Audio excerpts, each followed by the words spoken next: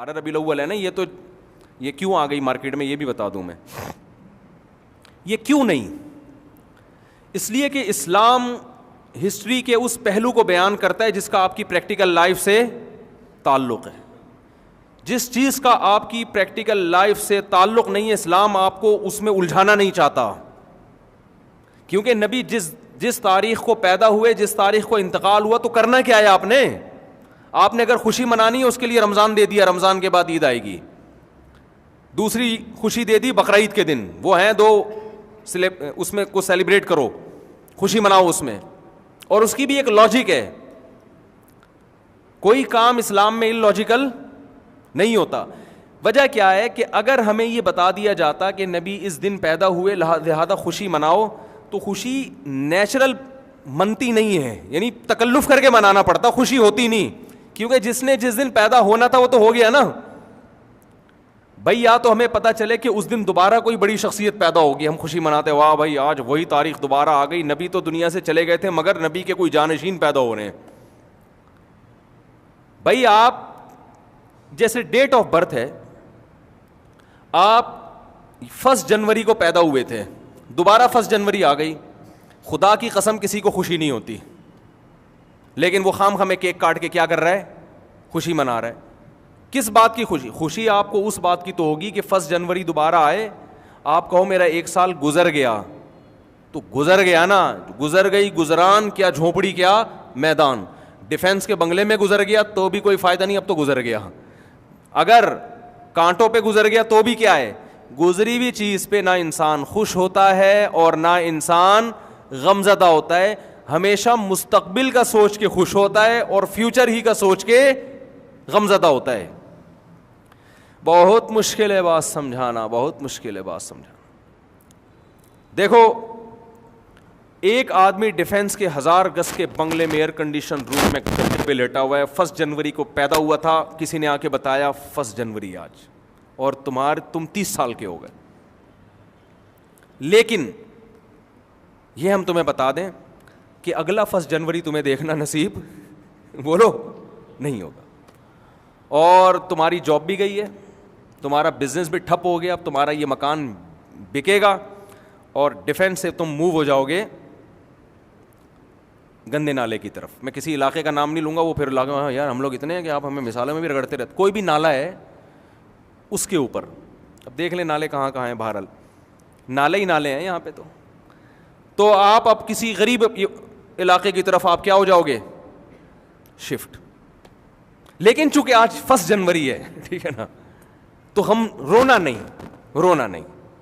30 سال تو اچھے گزر گئے نا آپ کے ڈیفینس میں, ایئر کنڈیشن روم میں, آپ کا کروڑوں کا بزنس تھا, وہ الگ بات ہے. اب آپ روڈ پہ آ جاؤ گے, بھیک مانگو گے, آپ کشکول لے کے لوگوں کے ساتھ. اگلا 1 جنوری جو ہے نا, کشکول آپ کے ہاتھ میں ہوگا, ٹھیک ہے نا, صحیح ہے. اب وہ رونے لگا تو آپ کہے نہیں happy birthday to you, آپ 30 سال کے ہو گئے, آپ کیک کاٹیے اور منہ میٹھا کیجیے.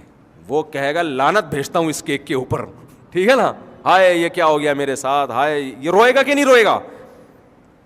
ماضی کی خوشیاں سوچ کے انسان خوش نہیں ہوتا, فیوچر کی خوشیوں پہ انسان کیا ہوتا ہے, خوش. اسی مثال کو الٹا کر لیں آپ.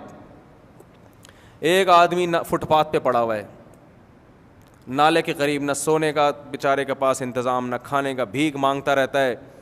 1 جنوری کو پیدا ہوا تھا, ٹھیک ہے نا, کسی نے آ کے بتایا کہ بھائی تم اس نالے پہ پڑے ہوئے ہو, آج پہلی تاریخ ہے, وہ غمزدہ ہے. آپ کہتے ہیں لیکن اب تمہاری قسمت کھل گئی, یہ تمہاری لاٹری نکلی ہے, یہ 5 کروڑ روپے لو, اور اب سوچو کہ تم نے رہنا کہاں ہے, اور تمہاری زندگی میں جو اگلا 1 جنوری آئے گا وہ نالے پہ نہیں سو گے, وہ 1000 گز کے بنگلے میں سو. کیک بھی کھائے گا, کھلائے گا بھی. یہ خوشی منائی نہیں جا رہی, یہ ہو رہی ہے, یہ کیک اندر سے نکل رہا ہے, ٹھیک ہے نا. یہ تکلف والی خوشی بولو نا یار, یہ تکلف نہیں ہے, یہ واقعی ہو رہی ہے.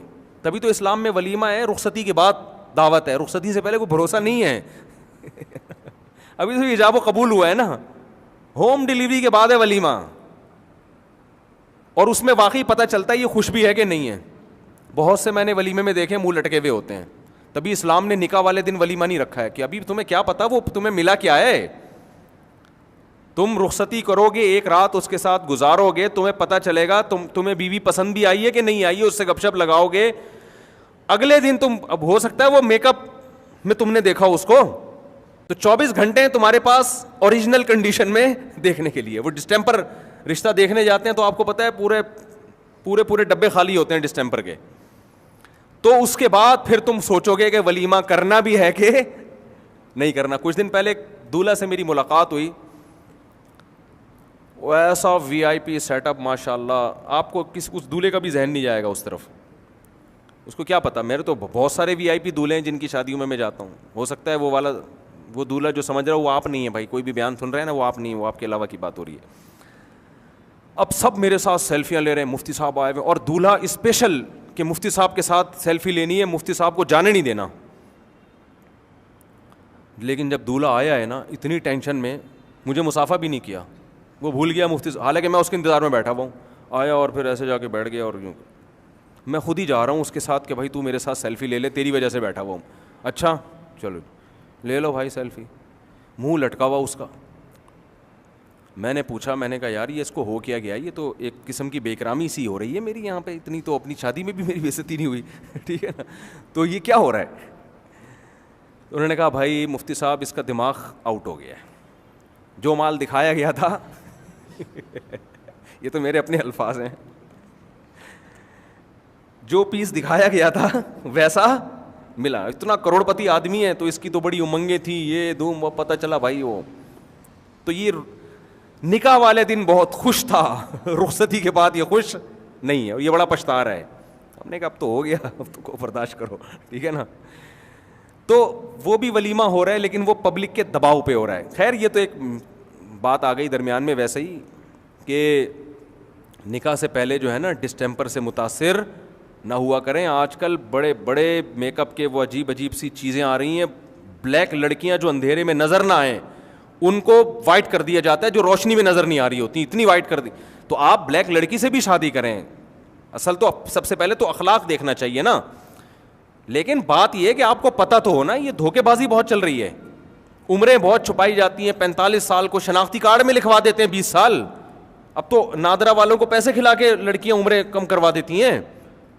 تو ابھی اس پہ میں جاؤں گا تو بڑی عجیب عجیب واقعات ہیں، پھر خام میں وہ خواتین بھی پریشان ہوتی ہیں، ہمارے راز فاش کر رہا ہے. ویسی بیچاریوں کی شادیاں نہیں ہو رہی، اوپر سے یہ بھی مرد بھی کر رہے ہیں، مرد بھی جھوٹ بول رہے ہیں. سیلری کیا دکھاتے ہیں، نکلتا کچھ بھی نہیں ہے. مرد تنخواہ میں جھوٹ بول رہا ہوتا ہے. خیر، تو اسلام چونکہ تکلفات کو نہیں مانتا، تو میں یہ عرض کر رہا تھا کہ انسان کو ماضی کا سوچ کے خوشی نہیں ہوتی. خوشی کیا سوچ کے ہوتی ہے؟ بولو، فیوچر کا سوچ کے. ہاں، جس ماضی کا فیوچر پہ اثر پڑ رہا ہو نا،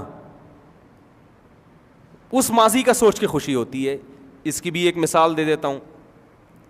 دیکھو، آپ نے ماضی میں الٹے کام کیے، آپ نے امتحان کی تیاری نہیں کی، ایگزامینیشن ہال میں جا کے بیٹھ گئے، پرچہ ورچہ آپ نے حل ہی نہیں کیا، ایگزامینیشن ہال سے آپ نکل گئے، تو یہ پاسٹ ہے نا.